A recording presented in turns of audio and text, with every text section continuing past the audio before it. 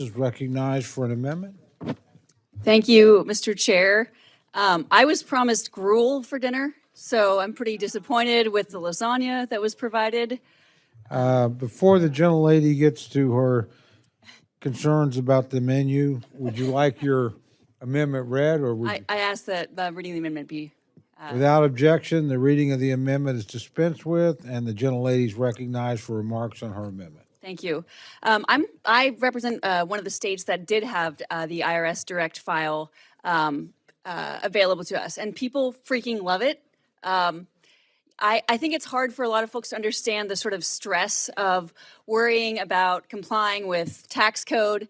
But for working families, it's a real stressor. And when you look at the data, you will see that 77% of people who pay to have their taxes, 77% of Americans in the lowest tax bracket pay to have their taxes prepared.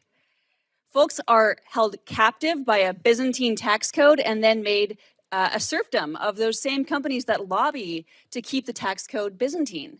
You should not need to hire a Ivy League accountant to prepare your taxes in this country. It's a civic duty, right, to help build your roads, to help support your schools.